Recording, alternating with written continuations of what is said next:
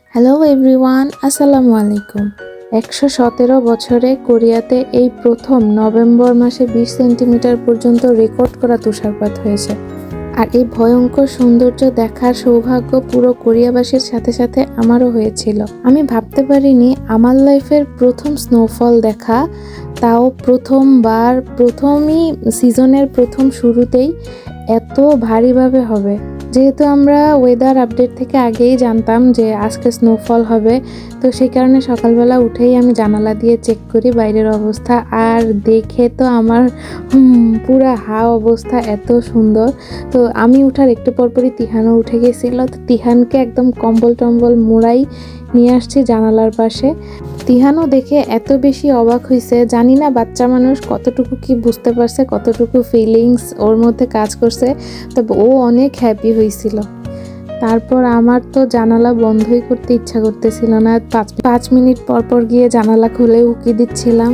যেহেতু তিহানও ছিল আর বাইরে অনেক ঠান্ডা ছিল, এই কারণে বেশিক্ষণ জানালাও খুলে রাখতে পারতেছিলাম না। তো পরে দুপুরবেলা একটু স্নোটা কমে আর তখন একটু ঠান্ডাও কমছিল, পরে আমি আর তিহান বের হলাম। তো বের হওয়ার পরের অবস্থা দেখে বাইরে কি অবস্থা, পুরা সাদা হয়ে আছে, এত সুন্দর। রাস্তাঘাট যদিও ক্লিন করে ফেলছে যেহেতু গাড়ি চলে। তো তারপর আমরা একটা পার্কে গেছিলাম, দেখেন তিহানের অবস্থা। আমি ভাবছিলাম ও হয়তো নামবে না, ঠান্ডার কারণে বরফের ঠান্ডা লাগলে ও খেলবে না, কিন্তু ওকে নামায় দেওয়ার সাথে সাথে ওর হাঁটু পর্যন্ত বরফের মধ্যেও ঘুরতেছে, খেলতেছে, অনেক মজা করছিল, অনেক এনজয় করছিল।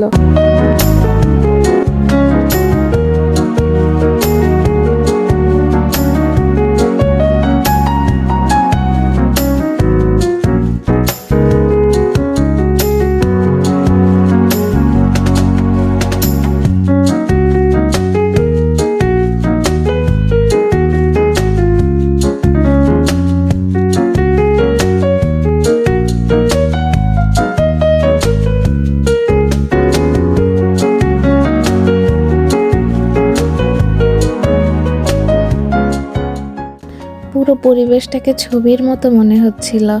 এতদিন মুভিতে দেখতাম, বিভিন্ন ছবিতে দেখতাম, ক্যালেন্ডারে দেখতাম, আর এখন সেটা বাস্তবে। আলহামদুলিল্লাহ, এক অন্যরকম অনুভূতি। আল্লাহর কাছে হাজার হাজার শুকরিয়া।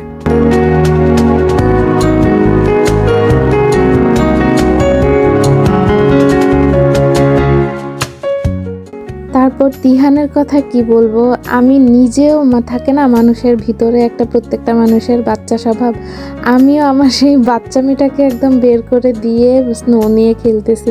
কি অবস্থা!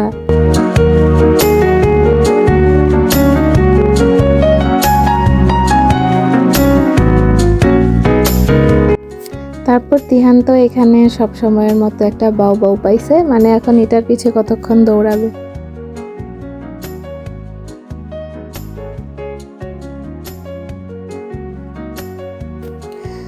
তারপরে এটা ছিল আবার বিকেলবেলার একটা ক্লিপ। কি অবস্থা দেখেন, কি ভারীভাবে হচ্ছে।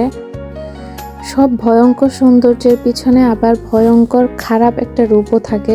যেমন গাড়ি অ্যাক্সিডেন্টে কালকে আমার জানা মতে 3 জন মারা যায় এবং প্রায় 20-25 জনের মতো আহত। কথায় বলে না, কারোর পৌষ মাস আর কারোর সর্বনাশ, এই আর কি অবস্থা। তো এই ছিল আমার আজকের স্পেশাল একটা ভিডিও। কেমন লাগলো অবশ্যই জানাবেন কিন্তু প্লিজ। ভালো থাকবেন, আল্লাহ হাফেজ।